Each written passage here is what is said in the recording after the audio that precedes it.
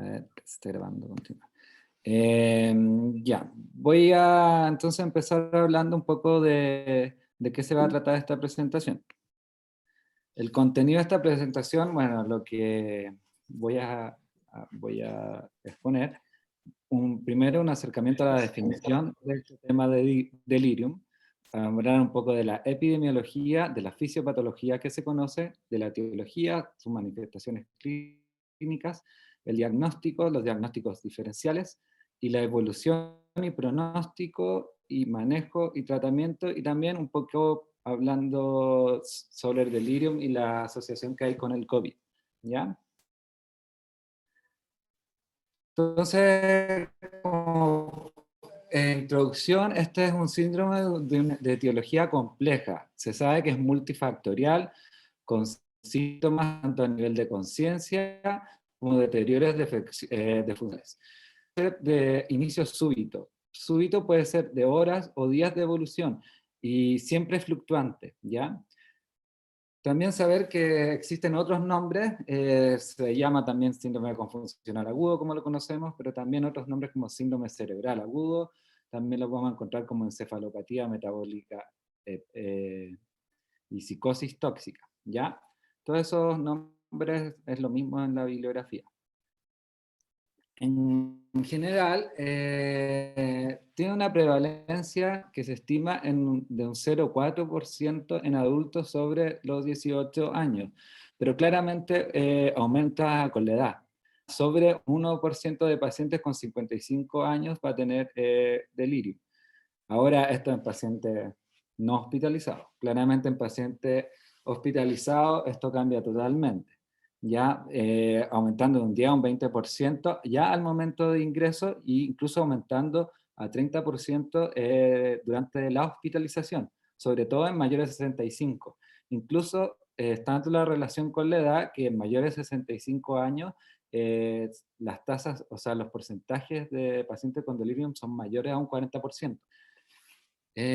También es súper importante que pacientes que o tengan cirugías grandes o sean más graves también van a tener más incidencia, ¿ya? Siendo incluso hasta 80% en pacientes con diagnósticos terminales. También hay relación en más de 60% con pacientes con cirugías cardíacas, por ejemplo, y mayores de 65 años, así que es bien variada la epidemiología, pero sí hay una clara relación con la gravedad del paciente y con la edad. Eso hay que tenerlo claro. En cuanto a la fisiopatología, es poco conocida. Hay varias teorías, pero lo que sí se sabe es que hay un estado neurobiológico vulnerable del paciente y que van a haber múltiples factores, tanto desencadenantes como precipitantes, ¿ya? Se sabe también que está implicada la disminución del metabolismo oxidativo cerebral, la respuesta neuroendocrina al estrés y la liberación de citoquina inflamatoria. Eso está en los delirium, siempre se describe. Eh, pero más bien no como etiología o fisiopatología aparte, sino que serían todo un conjunto que nos explicarían esta patología, ¿ya? Eso es importante, que todo esto es, porque también ahí uno ve en los tratamientos que es difícil hacerlo porque tiene mucha, en el fondo en la fisiología es mixta, ¿ya? Una de las hipótesis se llama hipótesis de privación, no de privación, de privación de oxígeno. Hay disminución del metabolismo oxidativo en el cerebro y esto va a causar una disfunción a alteración de distintos neurotransmisores, ¿ya? Y esta hipoxia cerebral es la que podría provocar una disminución en la producción de acetilcolina. Hablando un poquito más de los neurotransmisores, perdón, la función colinérgica. ¿Ahí me escuchan? Ya. La función colinérgica y un exceso de la actividad dopaminérgica son las alteraciones que más frecuentemente son reportadas y que se involucran en la patogenia del delirio. ¿Ya? La acetilcolina, el déficit es lo más frecuente. La activación, el ciclo de vigilia, la atención, el aprendizaje y la memoria dependen en gran medida de la acetilcolina. obviamente, y de sus receptores nicotínicos muscarínicos.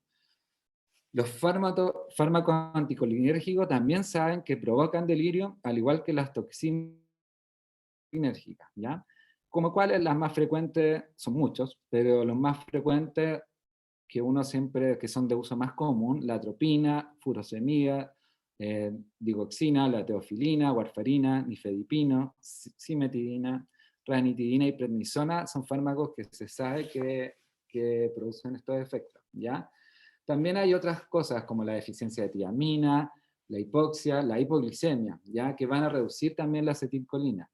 La actividad acetilcolinérgica es superior en estos pacientes, así que eso es como una de las hipótesis que están más validadas, ¿ya? Y disminuye también cuando hay resolución del delirio, ¿ya? Así que esto probaría esta hipótesis, o le daría más peso. También está la hipótesis de la dopamina. Todas estas hipótesis son en conjunto. Esto se sabe que la dopamina interviene en la mantención de la atención, el aprendizaje, la percepción y el control de los movimientos.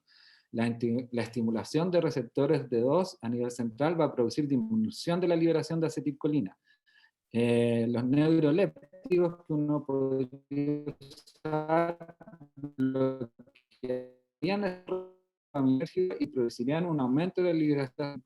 Se sabe que la hipoxia disminuye la recaptación de dopamina, incrementando sus niveles, y así entonces disminuiría a su vez la síntesis de neurotransmisión. Está la serotonina, donde influiría en la regulación de la vigilia, la atención y el ritmo circadiano. Tanto un aumento como un descenso de este neurotransmisor pueden producir delirio. También está la histamina.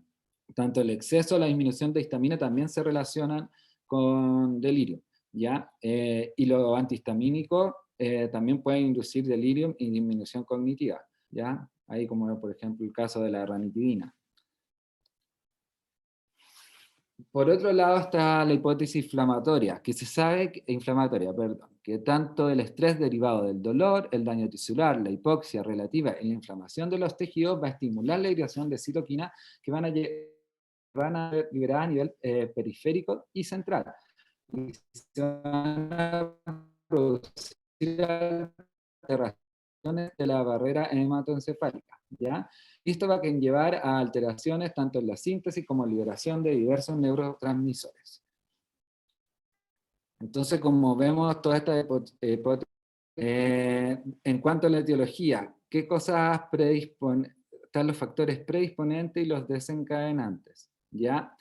Predisponente, hay hospitalización, como yo lo hablé un poco en la etiología, ahí se deduce que es uno de los factores principales, seguido de la edad, ¿ya? También se asocia al sexo masculino y al uso de muchos fármacos, sobre todo los anticolinérgicos, algunos antiarrítmicos y analgésicos como los AINES también se asocia.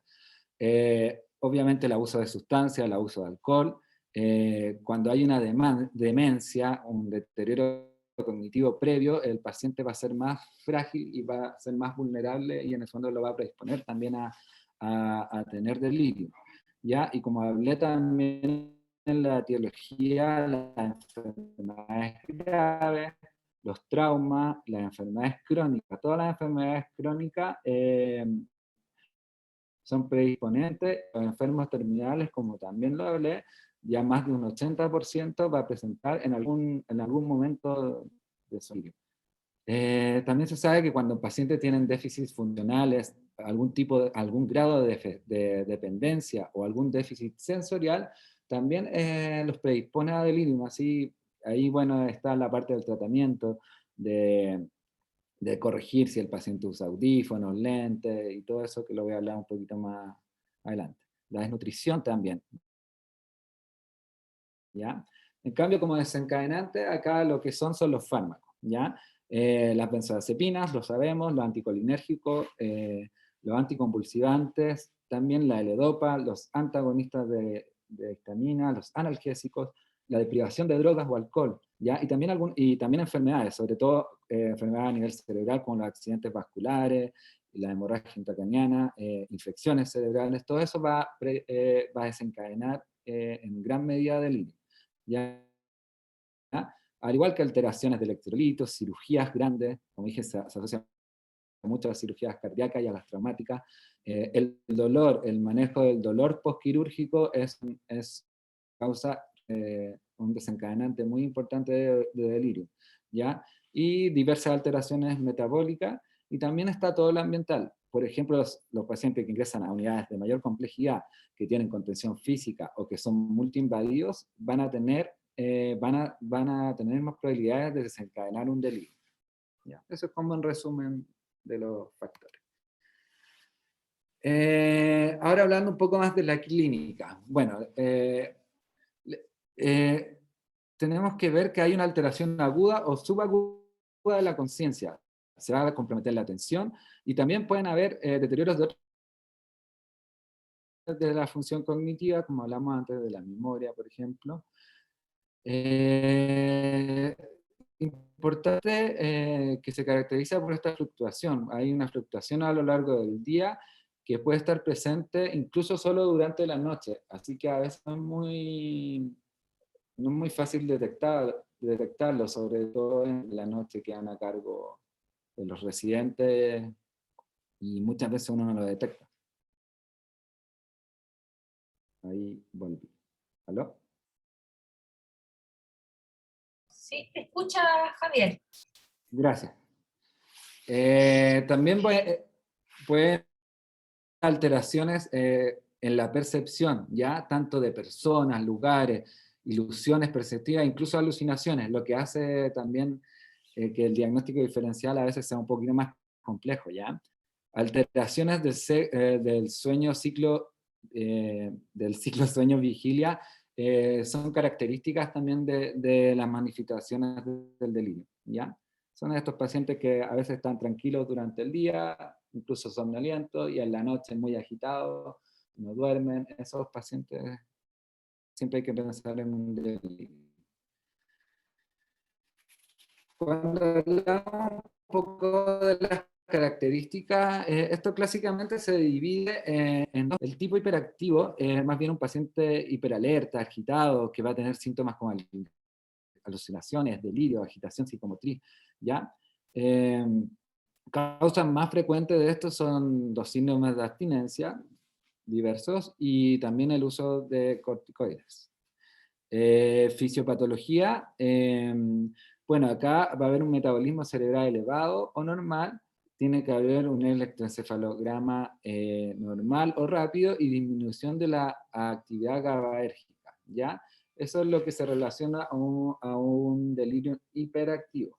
En cambio, en un hipoactivo vamos a tener todo lo contrario, va a estar poco alerta, a haber letargia, el paciente somnoliento, decaído, braipsíquico, causa encefalopatías metabólicas, intoxicación por benzodiazepina, deshidratación.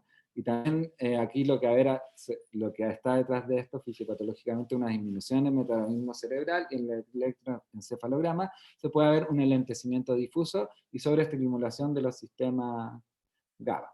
¿Ya? Ahora, si uno piensa, muchas veces existe lo otro que se llama un delirio mixto, que muchas veces lo que más se presenta donde el paciente está con episodios de hipoactivación y después hiperactivo, ¿ya? También existe eso, y es una presentación frecuente y hay que tenerlo en cuenta. Ya. Avanzando un poquito en lo que sería el diagnóstico, es clínico, ¿ya? Y en el fondo se hace a la cabecera del paciente, y uno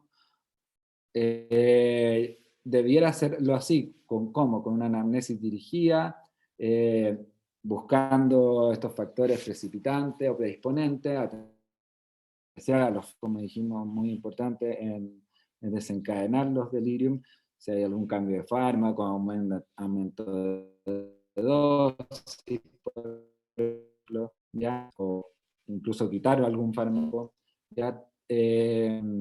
La exploración física completa, obviamente, hay cosas clásicas que se describen como delirio, y una vez solucionado esto, se soluciona, ¿ya?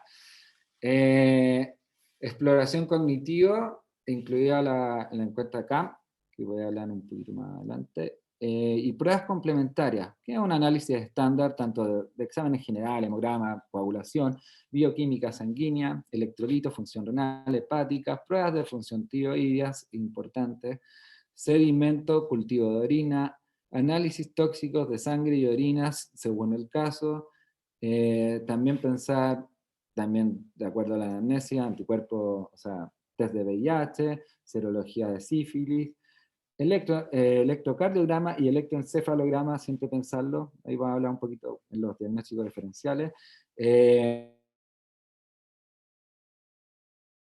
Saturación de oxígeno, radiografía de tórax, que en el fondo un examen general, captar todas las posibles cosas en el fondo para poder solucionar este delirium también.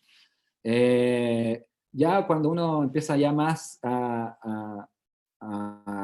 tiene que hacer más acucioso en el examen, ahí se piden tiene indicación, por ejemplo, hacer un TAC o resonancia magnética, punción lumbar con análisis de líquidos cefalorraquídeos, cultivos, ya. Y también importante aquí las concentraciones de vitamina, los déficits nutricionales, como lo hablé antes también, son un factor predisponente al delirium, concentraciones de B12 y ácido fólico, ¿ya? Ahora, esto es lo general, cuáles son los criterios diagnósticos del delirium según el DSM-4, ¿ya? Alteraciones la alteración de la conciencia, hay disminución de la capacidad de atención al entorno con disminución de la capacidad para centrar, mantener o dirigir la atención, cambio en las funciones de memoria, desorientación al lenguaje o presencia de una alteración perceptiva que no se explica por la existencia de una demencia previa, ¿ya? Eso es diagnóstico diferencial, la demencia. Que no se explique por esta demencia previa o que esta demencia haya aumentado, ¿ya? Las alteraciones se presentan en un corto periodo de tiempo, habitualmente en horas o en día, y lo que hablamos que tiende a fluctuar durante el día. Demostración a través de la historia, de la exploración física y de las pruebas de laboratorio, que es lo que hablé recientemente. Esto es la escala CAM, esta es la escala que nos va a ayudar en el fondo a hacer el diagnóstico a la cabecera del paciente. ¿Cómo lo hacemos? Para el diagnóstico del delirium son necesarios 2 de los primeros criterios y por lo menos uno de los últimos criterios que acá muestro, ¿ya? De los primeros criterios, del 1 al 4, tenemos un inicio agudo, curso fluctuante, existe evidencia de algún cambio agudo en el estado mental con respecto al del paciente, la conducta normal fluctúa durante el día, alternando periodos normales con estados de confusión, de severidad variable, desatención, que es uno de los puntos diagnósticos, presenta al paciente dificultad para fijar la atención, se distrae fácilmente, siendo difícil mantener persevera en una respuesta previa, contesta una u otra, o tiene dificultad para saber,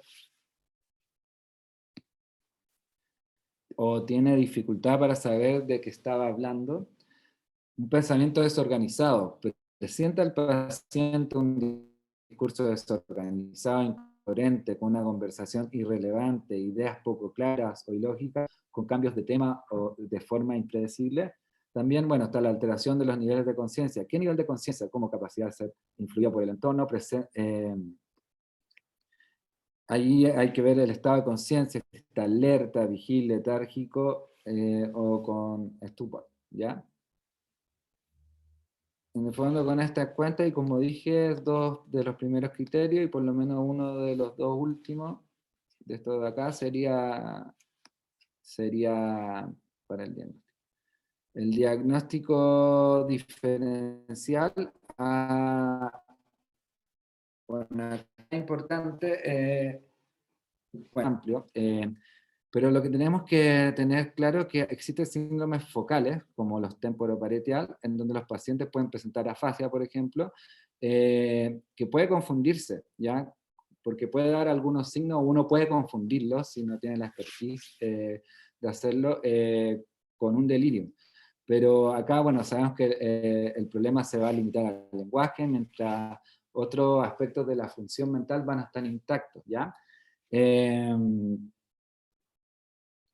Bueno, y acá esto de cuando está la fase de Wernicke, en el fondo, diagnosticarla y ahí ahí diagnosticar.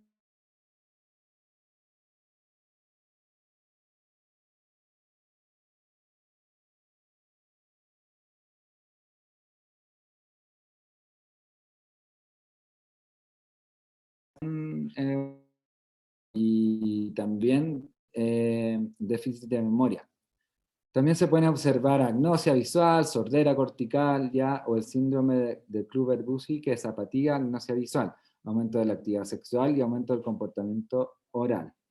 También síndromes focales occipitales, como el síndrome de Anton, donde va a haber una ceguera cortical y una confabulación, que muchas veces se puede confundir con el delirium, ya que es clave ver la parte de la visión, en el fondo, para hacer el diagnóstico diferencial y ahí hacer los exámenes correspondientes. Y también el síndrome frontal, o sea, si hay un síndrome focal frontal, los pacientes con lesiones bifrontales pueden, por ejemplo, presentar un mutismo akinético, falta de espontaneidad, falta de juicio, problemas con la lábiles e incontinencia, ¿ya? Entonces estos síndromes focales muchas veces uno los puede confundir con delirio.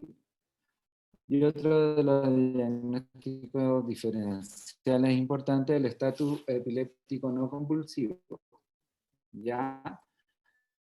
Que no muchas veces se reconoce, sobre todo en pacientes de ambas, ya, bueno, requiere un electroencefalograma para la detección final, y a menudo, porque es difícil de detectar, porque los pacientes no van a presentar las características ictales que conocemos de síndromes convulsivos clásicos, pero hay cosas que nos pueden sugerir la posibilidad de convulsiones, como que espasmos faciales bilaterales, movimientos oculares, nistagmoides inexplicables durante periodo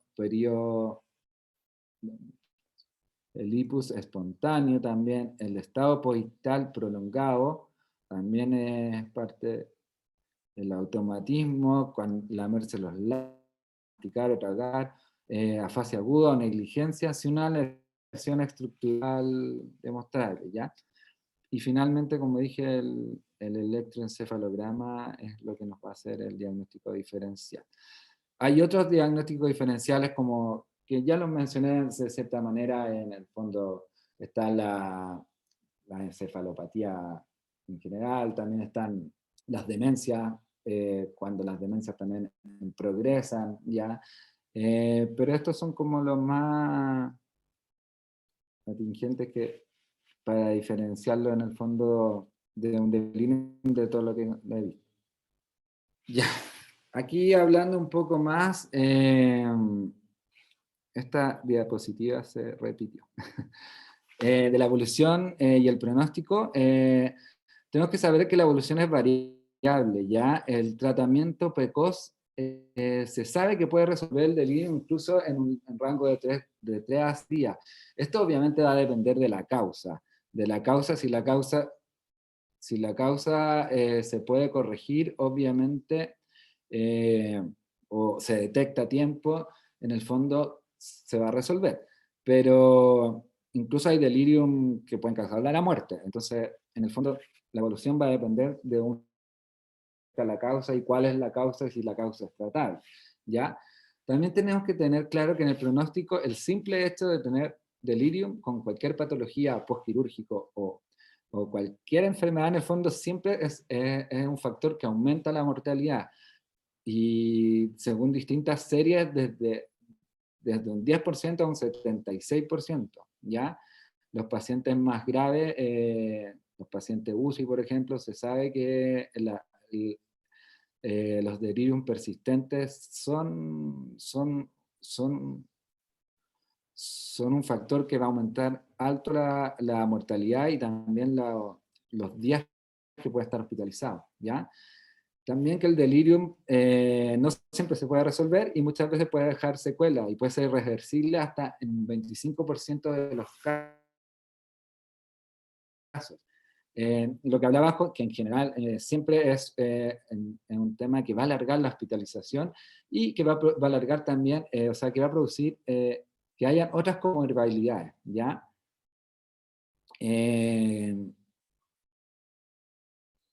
aquí ya hablando un poquito más del manejo del tratamiento, ya.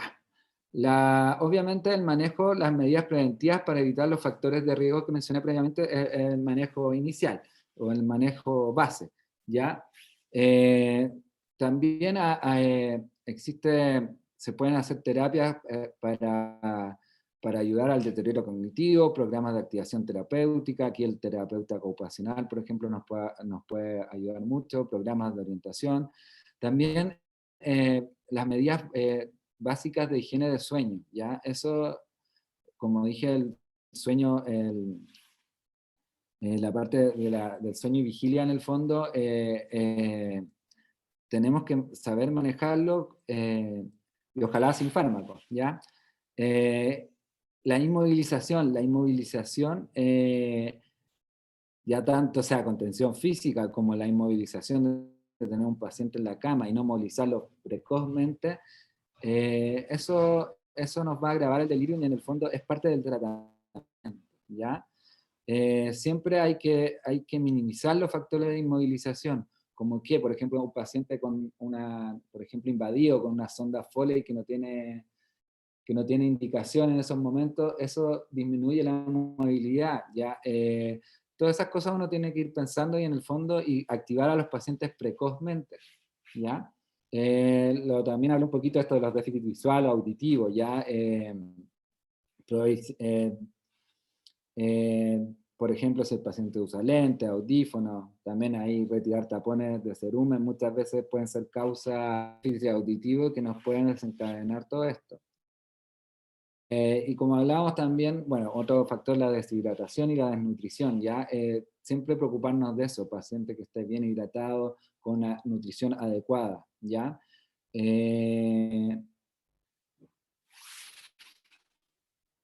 Y obviamente esto también es la clave que hay que identificar y tratar la causa subyacente, ¿ya? Tratar la etiología. Y como dije anteriormente, si uno trata la etiología, muchas veces va a conllevar a la resolución de este delirio, ¿ya?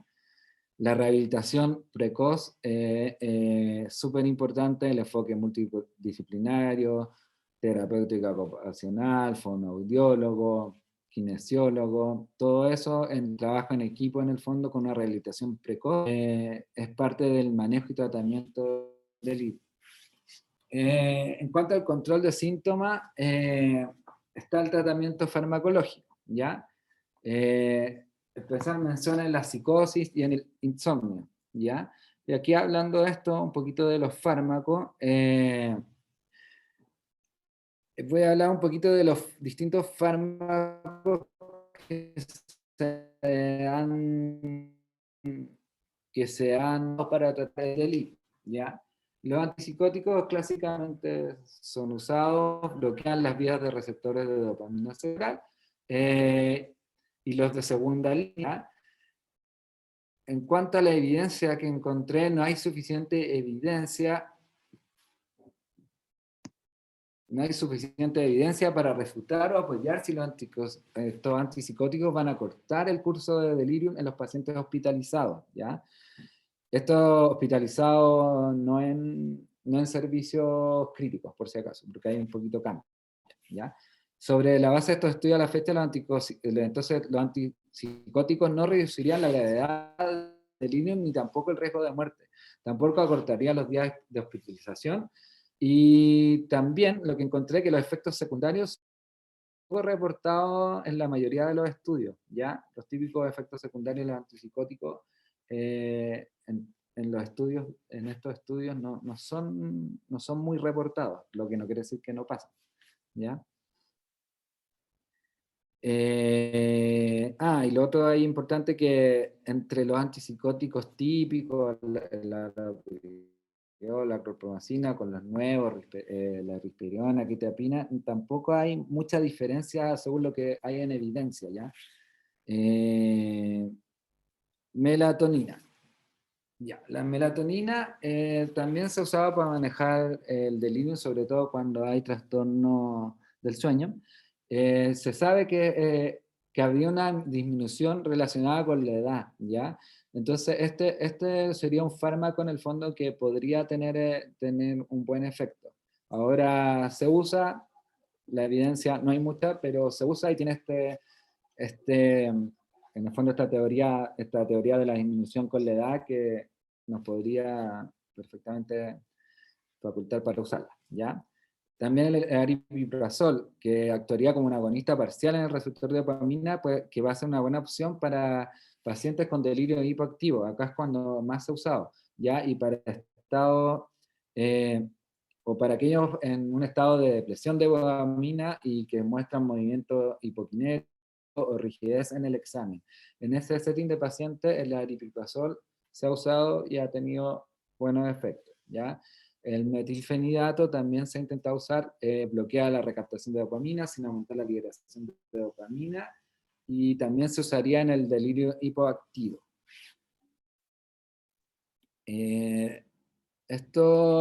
Bueno, los agonistas alfa-2 se sabe que son eficaces como profilaxis contra el delirio y también en el manejo de la agitación relacionada al delirio. Los que más se usan acá por lo menos son la dexmedetomidina, eh, sobre todo en cuidado intensivo, ¿ya? Se sabe que mejora el delirio y acorta los tiempos de recuperación. Se usa mucho en los pacientes que se van a extubar, en el fondo para preparar una extubación. En los pacientes COVID se ha usado bastante y también con buenos resultados. Al igual que la clonidina, que en el fondo sería un fármaco que es un antihipertensivo, pero también tendría esta función agonista alfa-2 y tendría similar eficacia en este tipo de pacientes, y también se ha visto que en pacientes con abstinencia y de opioides también tendría efecto, ¿ya? Bueno, al igual que la dexmedetomidina, disminuye la noradrenalina centrada en el locus coeruleus y mediante retroalimentación negativa. Esta sería la forma en que actuaría, ¿ya? La noradrenalina central. Aquí quise poner un poco del delirium y del COVID, ¿ya?